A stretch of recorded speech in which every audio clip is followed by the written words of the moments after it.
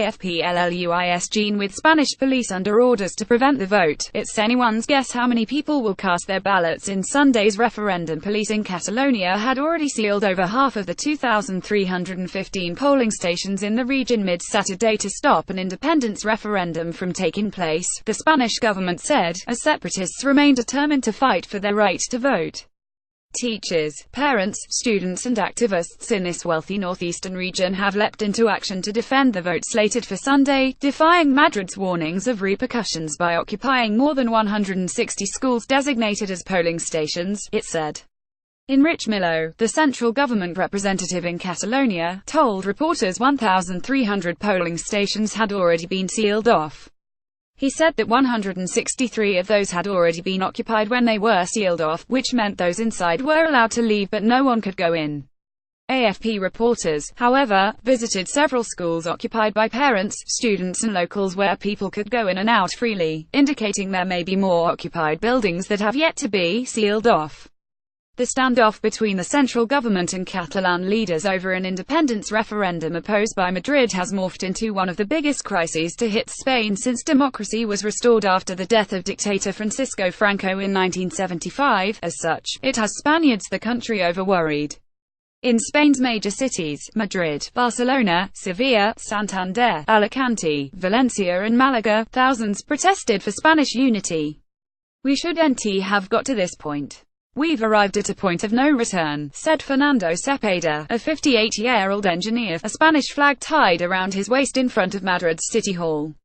Call to remain peaceful. Catalan separatist leaders and organizers of committees to protect the referendum stressed that everyone must remain peaceful. In one incident, though, someone fired a pellet gun on Friday night at a group of people standing in front of an occupied high school in the Catalan town of Manlleu, lightly injuring 3 people, police said. The referendum has sown divisions among Catalans themselves, with the region deeply split on independence, even if a large majority want to be allowed to settle the matter in a legal vote. Authorities in Madrid have instructed police to ensure no votes are cast in a referendum that the courts have ruled unconstitutional. For days, they have been seizing electoral items such as ballot papers, while prosecutors have ordered the closure of websites linked to the vote and the detention of key members of the team organizing the referendum. But those for the vote have mobilized. On Friday, tractors paraded through Barcelona, some decked with the Estelada, the separatists' flag of red and yellow stripes with a white star on a blue chevron. They and firefighters have pledged to protect polling stations. From district to district, people gathered to form committees to protect the referendum, using the Telegram messaging app to get organized and urging everyone to remain peaceful, said an AFP correspondent who saw some of the messages. The move appeared to be partly coordinated by a platform of schools open for the referendum.